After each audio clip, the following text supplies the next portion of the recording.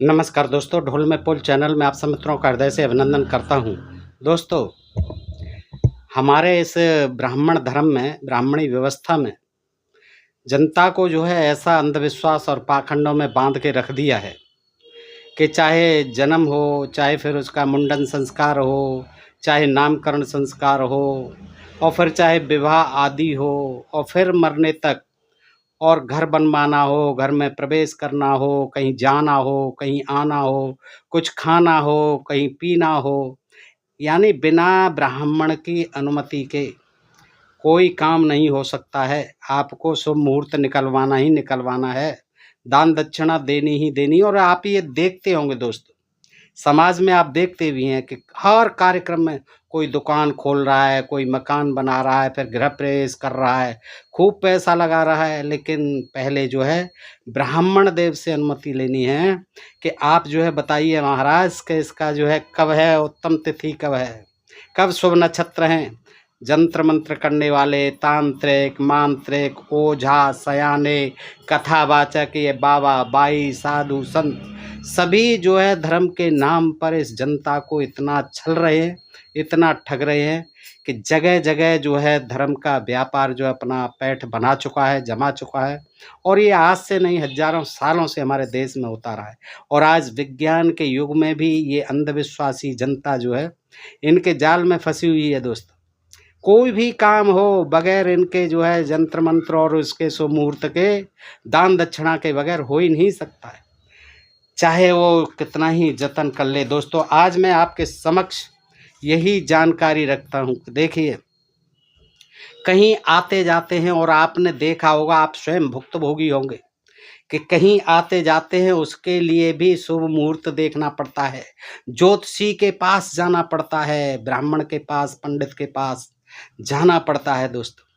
और ये बात मैं ऐसे ही नहीं कह रहा, आप जाते ही जाते हैं, सब लोग जाते हैं, कोई एक आध % व्यक्ति मेरे जैसा भले ही नहीं जाता। मैंने कोई बात जो है, मैं क्या, मेरी 3 पीढ़ी से मेरे दादाजी, मेरे पिताजी और मैं कभी इन अंधविश्वास और पाखंडों को, भूत प्रेत को और ये तमाम जो है ये नक्षत्र और मुहूर्त, ये चीज़ें कभी नहीं मानी है। ग्रहण आदि जो है, कितनी जनता अंधविश्वासी है दोस्तों।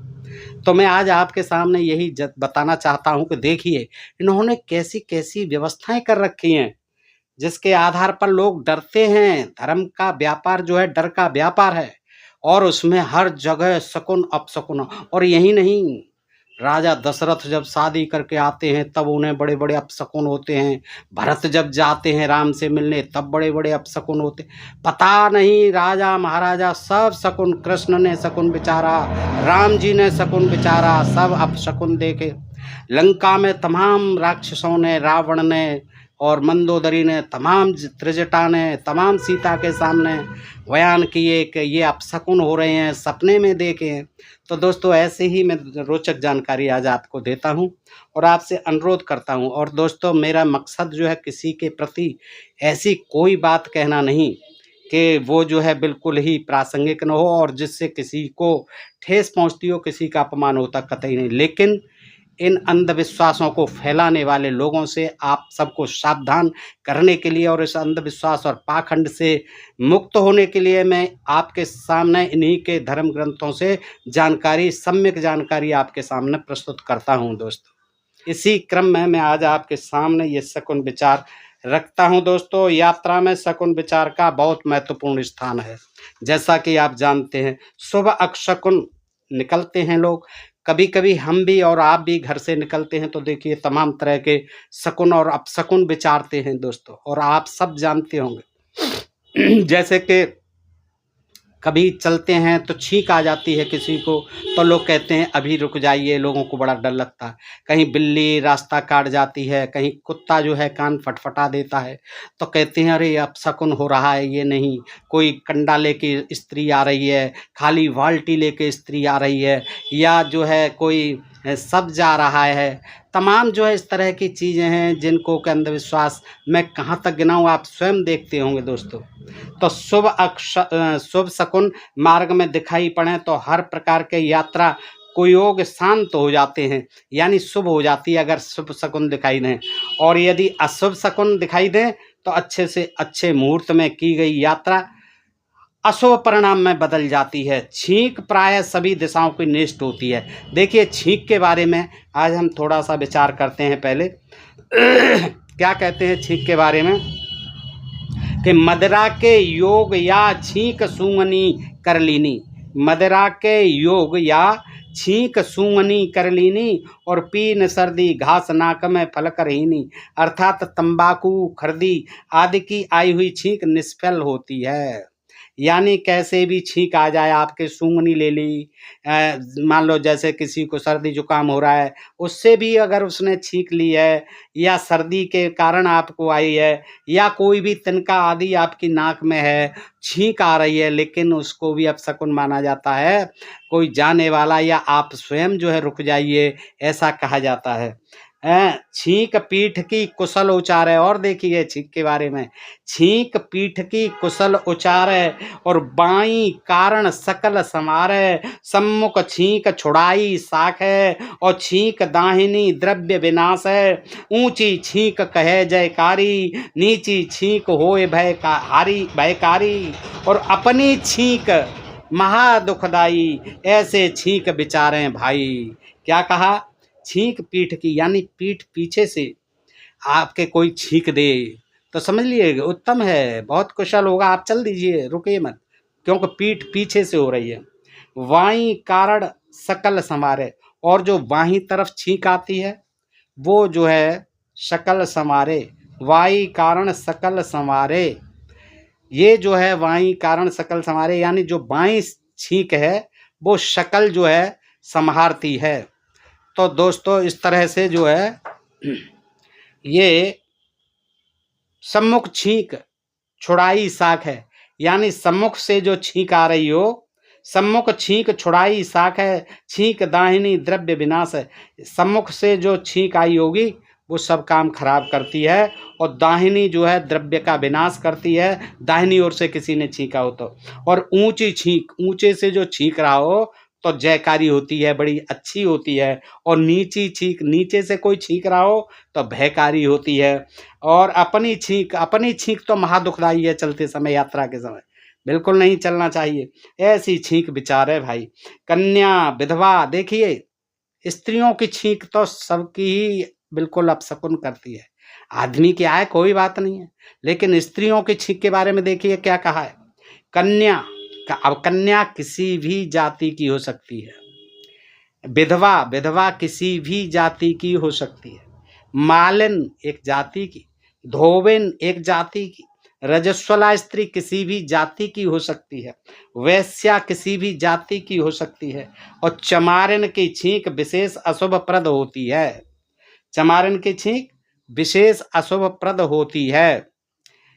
चमारिन की छींक से क्या मतलब है?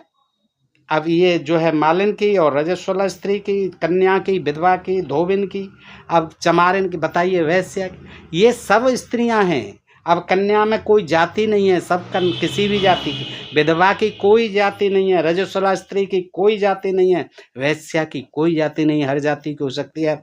तो यानी कहने का मतलब है स्त्री किसी भी जाति की हो, उसकी छींक जो है हमेशा अशुभ होती है, ध्यान रखना दोस्तों। और भोजन के अंत में छींक हो तो दूसरे दिन प्रिय भोजन मिलता है, मजे आ जाते हैं, लॉटरी खुल जाती है। भोजन के अंत में छींक हो, भोजन करते ही अगर छींक आ जाए तो समझ लो दूसरे दिन बड़ा स्वादिष्ट भोजन कहीं से मिलेगा। बालक, वृद्ध, रोगी की छींक निष्फल होती है, कोई फल नहीं देती, बालक की भी छींक निष्फल कर देती है, वृद्ध की, रोगी की, सबकी छींक निष्फल होती है, यानी अपशकुन करने वाली होती है। एक ही नाक से दो छींक शुभ होती है। हाँ, एक नाक हो और दो छींक आ जाएं, कहते हैं ना, एक नाक दो छींक काम बनेगा ठीक, कहते हैं एक नाक दो छींक काम बने सब ठीक। आसन, शयन यानी सोते समय, बैठते समय, शौच, दान, भोजन, औषधि सेवन, दवाई खाते समय, विद्यारंभ पढ़ते समय, और बीज बोने के समय, युद्ध या विवाह में जाते समय छींक हो तो शुभ फलदायक होती है। चाहे भले ही फिर इनकी हो, कन्या की, विधवा की, किसी भी स्त्री की, किसी की भी हो, लेकिन बीज बोते जाने समय, सोते समय, फिर सोते समय तो सोना ही है, छींक आती रहे कुछ भी करो। धान देते समय धान मत रोकना, पंडित जी को दान दे रहे हो तो दीजिए, भले कितनी ही छींक होती रहे, उसको नहीं रोकना है।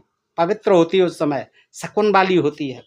और औषधि, अब दवाई खाते समय भले ही छींक आए, दवाई तो खानी खानी है, नहीं मर जाओगे, दवाई तो खानी है, कितनी कोई छींकता रहे। अब हॉस्पिटलों में तमाम छिक्की छिक्की होती रहती है, लेकिन इलाज चलता रहता है। वहाँ सही है। विद्यारंभ पढ़ने में, अब पढ़ने में क्लास में छींक आ रही है तो क्या पढ़ाई को थोड़ी रोक के भाग जाएंगे बच्चे जो बाहर है। और बीज बोने के समय अब देखिए, ये काम भी जरूरी है। बीज नहीं बोए जाएंगे तो भूखे मर जाएंगे। किसान को कह दिया गया जाइए बीज बोइए, कोई बात नहीं, कितनी छींक आती रहो। युद्ध में जा रहे हो ठीक है, जाओ, नहीं तो दुश्मन चढ़ बैठेगा। कोई भी छींक होती रहे कितनी, कोई वो अपशकुन नहीं है। और विवाह में जाते समय, विवाह में जा रहे हो ठीक है, माल मिलेगा, खूब जाइए, दुल्हन मिलेगी, कोई चिंता मत करो, छींकने दो किसी को भी।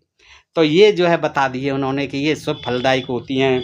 यात्रा में प्रथम बार अपशकुन हो तो 11 श्वास तक ठहर कर चलें। अब ये तमाम अपशकुन होते हैं, जैसे छींक का मैं बता रहा हूँ, आज छींक का बता रहे हैं, इसमें यहाँ आगे और भी आएंगे।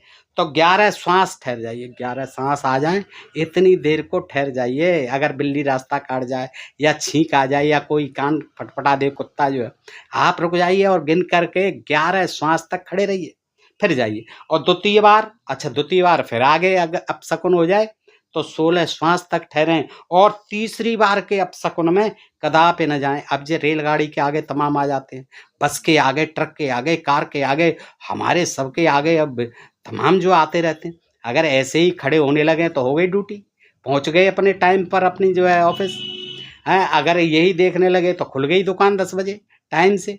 तो दोस्तों ये जो है, ये सब जो है बेवकूफ़ बनाने की चीज़ है। और देखिए, यात्रा समय में जिस नाक से श्वास चल रही हो तो उसी ओर का पैर पहले रखकर यात्रा प्रस्थान करने का भी शुभ शकुन माना गया है। क्या बेवकूफ़ बनाया है, बताइए। कि पहले जाए देखो कि कौन सी श्वास चल रही है, और उसी को पैर को आगे बढ़ा, उससे क्या हो जाएगा भाई। चलना तो फिर भी सभी पैरों, दोनों पैरों से आगे, या वाहन से चलना है, इससे क्या लाभ हो रहा है। देखिए, कौवा, आगे सुने, चूहा, सियार और कबूतर का शब्द वाम पार्श्व में सुनाई दे तो शकुन शुभ है। क्या शुभ है? शकुन। कब? कौवा, चूहा, सियार, कबूतर का शब्द वाम पार्श्व से सुनाई दे तो शकुन शुभ है। उल्लू, पल्ली और गधा वाम पार्श्व में आ पड़े तो शकुन शुभ है। वाम पार्श्व में आ पड़े तो शकुन शुभ है। कोयल, तोता, भरद्वाज पक्षी दाहिने आ पड़े तो शुभ शकुन होता है।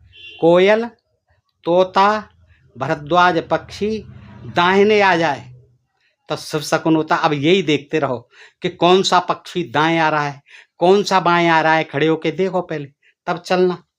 तो कौन सा? कौआ आ जाए यानी बाईं तरफ, कौआ बैठा हो या उड़ गया हो, चूहा निकल पड़ा हो बाईं तरफ, सियार, आप जानते हैं गीदड़, कबूतर का शब्द है इनके वाम पार्श्व बाईं तरफ से सुनाई दें तो शकुन शुभ है। बहुत बढ़िया है, जाओ। और उल्लू, पल्ली, गधा बाएं पार्श्व में आ पड़े, इधर से आ पड़े बाईं तरफ से तो शकुन शुभ है। कोयल, तोता, भरद्वाज पक्षी दाहिने आ पड़े तो शुभ शकुन है। कोई चौपाया यदि काले रंग का न हो कोई चौपाया यदि काले रंग का न हो और बाएं आ पड़े तो शुभ है। यात्रा काल में गिरगिट दिखाई पड़ जाए, हाँ, गिरगिट तो जानते ही आप, रंग बदलने वाला, तो अशुभ है।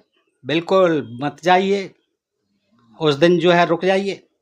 कोई भी द्रव्य या घृणोत्पादक वस्तु दिखाई पड़े, आप जानते हैं घृणा वाली तो तमाम वस्तु आपने देखी है, और भव्य सुंदर भी कोई सुंदर चीज या फिर घृणादायी चीज दिखाई पड़े तो शुभ है।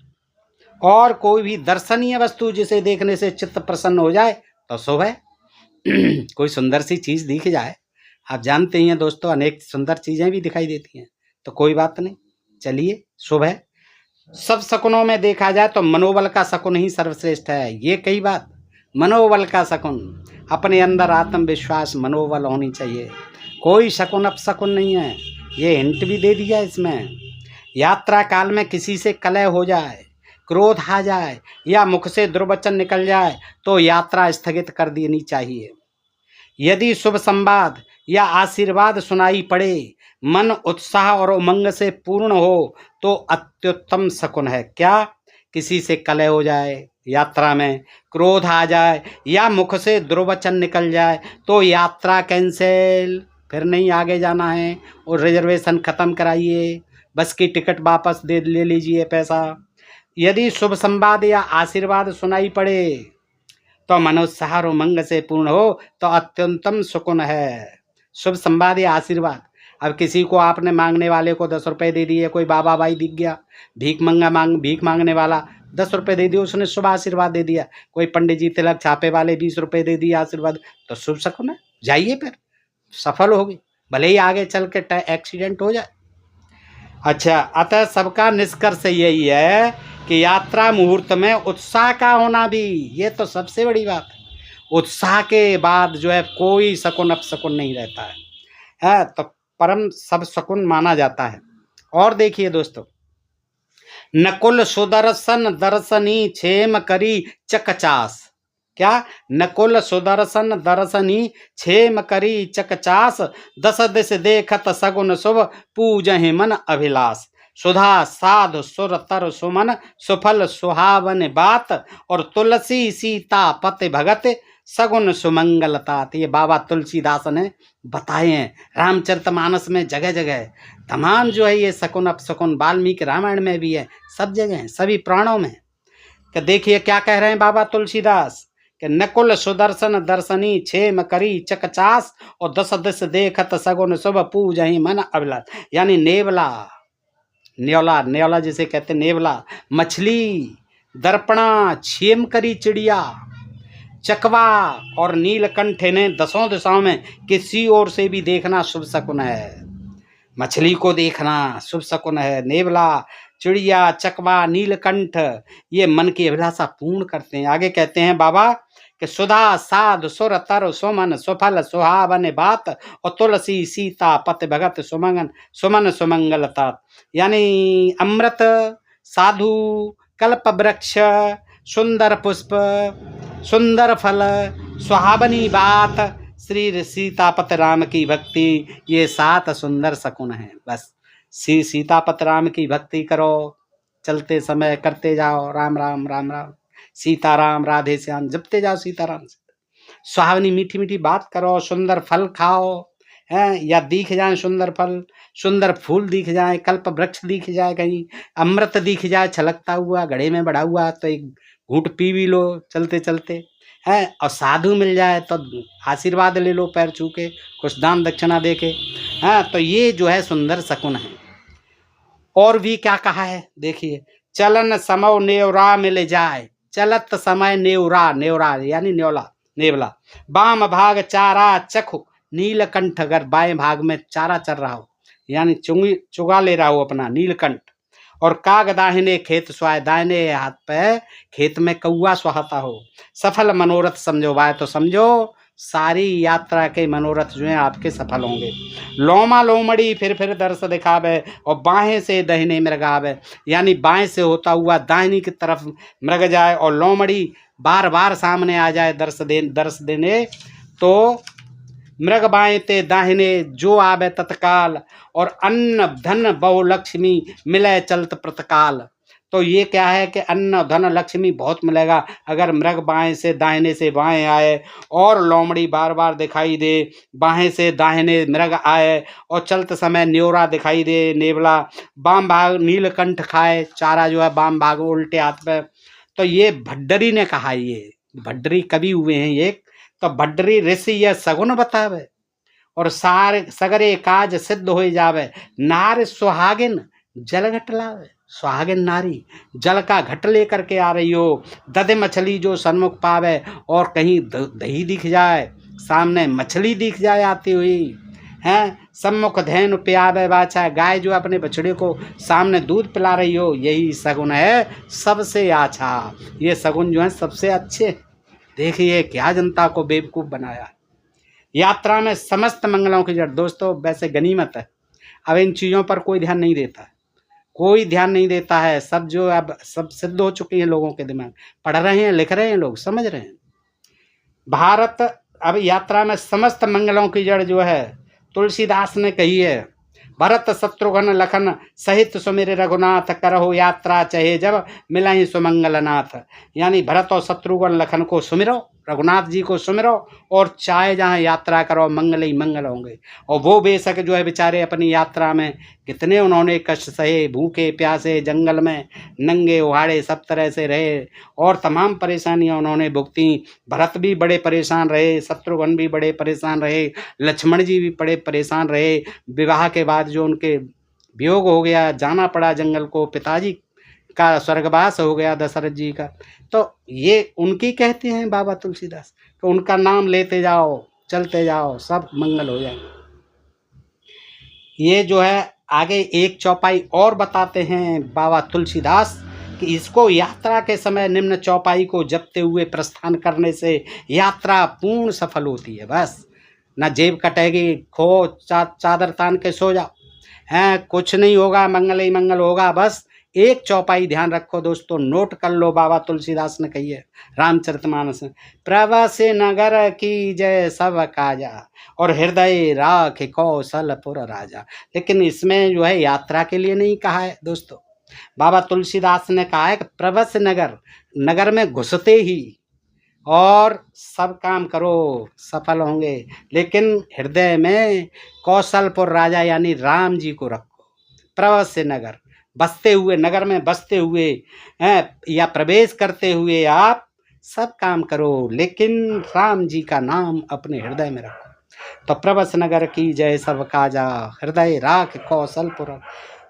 तो ये आपने देखा दोस्तों कि यात्रा के समय, आगे और भी थोड़ा सा देख लें कि यात्रा के समय पार्श्व भाग में बगल में गिद्धबाज अथवा चील गमन करे तो अच्छी यात्रा नहीं करनी चाहिए। अब ये पक्षी ही बेचारे नहीं दिखाई देते हैं कहीं, इतना जो है प्रदूषण हो गया, ये लुप्त हो गए। गिद्ध तो कहीं दिखाई नहीं देते, बाज भी बहुत कम है, आजकल कौवे भी बहुत कम हो रहे हैं, चील बहुत कम हो रही हैं, तो ये बेचारे दिखाई नहीं देते, फिर कह रहे हैं यात्रा नहीं करनी चाहिए।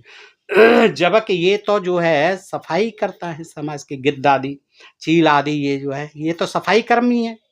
अब सफाई कर्मियों के प्रति इतनी घृणा शुरू से ही है, चाहे वो पशु पक्षी हों चाहे फिर वो मनुष्य हो। तो देखिए क्या कहते हैं, इनको कहीं भी देख लें आप तो फिर बड़ा अपशकुन मानिए। यदि कौआ वृक्ष पर बैठा हुआ निष्ठुर भाषण करे, अब वो भाषण क्या करता है, देखिए निष्ठुर भाषण करे है, कौआ काँव काँव करता है, अब उसकी बोली है वही, वो अपनी भाषा में तो बात करेगा ही, सब पक्षी करते हैं, आदमी करते हैं, पशु करते हैं, तो अब उसके प्रति कितना देखिए निष्ठुर भाषण करे। वो क्या निष्ठुर भाषण कर रहा है, उसे कौन सी चुनावी इलेक्शन में बोलना पड़ रहा है। ये नेताओं के लिए कहते तो बात अलग कि वो हिंदू मुस्लिम करते हैं, बड़े निष्ठुर भाषण देते हैं। अरे ये जो है इस तरह की बातें कर रहे हैं, ये कौआ बेचारा है बोलेगा ही, उसकी काँव काँव है, ठीक है कर्कश होती है उसकी स्वर जो है, लेकिन वो किसी का बुरा थोड़ी कर रहा है। निष्ठुर का उसमें निष्ठुरता किस बात की है। छिपकली का शब्द सुनाई दे दोस्तों आपके घरों में सब में, और मैंने भी देखा है, मेरे भी घर में है, कमरे में छिपकली आती हैं जाती हैं, मैंने आज तक उनका कोई शब्द नहीं सुना, कोई भी उनका जो है मुझे ऐसा नहीं लगा कि जिससे ध्वनि प्रदूषण हुआ हो। आपने शायद सुना हो तो बताना दोस्तों। ये कह रहे हैं कि छिपकली का शब्द सुनाई दे, क्या बेवकूफ़पने की बात। छिपकली के शब्द से अब छिपकली भी बोलेगी, थोड़ी कहीं बोलती होगी, हमने तो नहीं सुना, हाँ करती होगी छोटी मोटी कोई ध्वनि। और रोने अथवा कलह का शब्द सुनाई पड़े, कहीं रोने का शब्द सुनाई पड़े, कहीं कलह का, अब आप निकल जाओ कि ऐसा कोई गली मोहल्ला नहीं है जहाँ कलह नहीं सुनाई दे रही हो, कहीं रोने का नहीं हो रहा हो, तमाम जो है पढ़ते हैं। तो क्या अपना काम रोक देगा आदमी, अपनी यात्रा को रोक देगा, अपना ऑफिस जाने से रुक जाएगा, है दुकान खोलने से रुक जाएगा, और किसी आवश्यक कार्य से जा रहा है वो रुक जाएगा। अब देखिए यात्रांत गृह प्रवेश मुहूर्त, ये भी बड़ा जरूरी है। गृह प्रवेश आप करोड़ों रुपए लगा दीजिए, कितना ही सुंदर बना लीजिए, लेकिन जब तक आप जो है पंडित जी को बुला करके हवन यज्ञ और दान दक्षिणा नहीं दोगे तब तक सब व्यर्थ है, बहुत भारी अपशकुन है। वो आपको फलीभूत नहीं हो। फिर इसके साथ वास्तु दोष वाले आ जाते हैं, वो बताते हैं कि इस घर में आपने ये क्या कर दिया, इस कोने में दरवाज़ा, इसमें जो है आपका शौचालय होना चाहिए, इसमें स्नानगार होना चाहिए, इधर किचन होनी चाहिए, इधर आपका मंदिर होना चाहिए, आपने बड़ा बेकार बना। अब उसकी तो जान निकल जाती है, लगा दिए 2-4 करोड़ रुपए और उसका तो फिर लोग जो है इतने मूर्ख हैं, तुड़वा करके इतना फालतू पैसा फिर उनके अनुसार बना। अब उनको भी दान दक्षिणा चाहिए। और ये कुछ ही दिनों से जैसे जैसे पब्लिक पे पैसा बढ़ रहा है, वैसे ही ये चोचलेबाजी ज़्यादा बढ़ रही है। वास्तु शास्त्र वाले आए तो क्या कहते हैं, यात्रा से लौट आने पर गृह प्रवेश में द्वादशी, अष्टमी, छठ और रिक्ता 4, 9, 14 इन तिथियों को वर्जित करें। अब देखिए आप लौट के आए हैं कहीं देश से, परदेश से, विदेश से, कहीं से भी, तो ये आप ध्यान रखो कि द्वादशी का दिन हो, वो ये देखिए द्वादशी और अष्टमी और छठ और रिक्ता 4, 9, 14 यानी चतुर्थी, नवमी और चौदस, इन दिनों में तिथियों को वर्जित करें। अब कहीं बाहर ही बैठे रहें, स्टेशन पर ही रुक जाएं, बस अड्डे पर ही रुक जाएं, या किसी मित्र के यहाँ कहीं होटल में रेस्ट कहीं भी रुक जाएं आप जो है, लेकिन द्वादशी के दिन अगर वापस आए आप, अष्टमी के दिन, छठ और उसके दिन चौथी को, नवमी को, चौदस को, तो आप घर नहीं जाइए। हाँ, अगले दिन जाइए। दिन में पुनः यात्रारंभ की भांति आदिदेव गणेश जी का भी पूजन करना है। जब भी आप जाते हैं बाहर तो गणेश जी का पूजन अवश्य करें, और उसके लिए पंडित जी को ही बुलाना पड़ेगा, वो ही श्लोक पढ़ेंगे और दान दक्षिणा भी देनी पड़ेगी, तब आप यात्रा करें। और ये देख लें, हवन प्रार्थना कर गृह में भी प्रवेश करना है। ये नहीं करना है गणेश जी का पूजन होना है, हवन होना है, प्रार्थना करनी है, तभी आप घर में प्रवेश करेंगे। और यात्रा से लौटे हैं, रुक जाइए, फिर घर में प्रवेश तब करिए। ये नए घर के लिए नहीं है, उस यात्रा से जब लौटे हैं अगले दिन के लिए इंतजार करो, शुभ तिथि आने दो। अच्छा, फिर अनुराधा, ये जो है फिर आपको नक्षत्र भी पूछने पड़ेंगे, फिर ज्योतिषी के पास जाना पड़ेगा कि कौन सा नक्षत्र है, उसमें नहीं जाना। अनुराधा, चित्रा, मृगशिरा, तीनों, उत्तरा, रेवती और रोहिणी, ये नक्षत्र शुभ हैं। ये नक्षत्र क्या हैं, शुभ हैं, ये पूछ लो। अब आप तो जानते नहीं भाई, हम तो आम आदमी कहाँ जानता है कि कौन सा नक्षत्र है। अब उनको दान दक्षिणा दो, पूछो ज्योतिषी महाराज को कि साहब इस समय कौन सा है। अगर वो सही ये है तो फिर उसका इंतजार कीजिए इन नक्षत्रों का। ये नक्षत्र शुभ हैं। प्रवेश से यात्रा और यात्रा से प्रवेश 9वें दिन या 9वें नक्षत्र या 9वें तिथि में वर्जित है। अब देखिए कितना आदमी चक्कर गिन्नी हो जाएगा, पागल हो जाएगा, न कहीं आने की सोचेगा न कहीं जाने की सोचेगा है। अब आया है लौट के तो हवन कराओ, यज्ञ कराओ, गणेश जी का पूजन, नक्षत्र भी शुभ देखो, और फिर दिन भी 9वां है कि 10वां है कि 9वें नक्षत्र में है कि 9वें तिथि में। अब कैसे जो है आदमी बंधन में बांध दिया, कहीं कुछ करने का नहीं है अपनी स्वेच्छा से। प्रवेश के दिन देखिए, ये और देख लीजिए, प्रवेश के दिन चाहे नया गृह प्रवेश करा रहे या फिर लौट के कराना है, तो याद रखो 101 अथवा यथाशक्ति जितनी शक्ति आपके ब्राह्मणों को भोजन कराना। आप लौट के आए हैं अपने किसी विदेश से या देश से, कहीं अन्य प्रांत से, कहीं अन्य रिश्तेदारी से, किसी भी काम से, व्यापार से, तो आपको ये सब नक्षत्र देखने हैं, दिन देखने हैं, तिथि देखनी है, और ये तो आप जानते नहीं, पंडित जी से पूछने, फिर उनसे सब हवन कराना है, पूजन कराना है, दान दक्षिणा देनी है, और फिर इसके बाद 101 ब्राह्मण बुलाने हैं। अगर 101 की आप में शक्ति नहीं है तो फिर अपनी इच्छा से बुलाइए, यथाशक्ति ब्राह्मणों को भोजन कराइए और अपने बंधु बांधवों को भी खिलाइए, दावत करिए, पूरे रिश्तेदारों को बुलाइए। उस दिन उत्सव भी मनाना है आपको, बैंड बाजे वगैरह मंगा लो। तो ये इस तरह से जो है दोस्तों, आपने देखा किस तरह से अंधविश्वास, और लोग आज भी इन पर विश्वास करते हैं, समझने को तैयार नहीं है।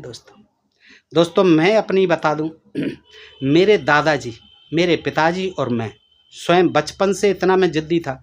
मेरी दादी अगर ये कहती कि बेटा रुक जा, छींक आ गई है, या कुत्ते ने कान फटफड़ा, रुक जा बेटा, ये कहती हैं हमारी बड़ी बूढ़ी जो है, हमारी मम्मी भी कहती थी, तो मैं नहीं रुकता था, मैं ज़रूर जाता था।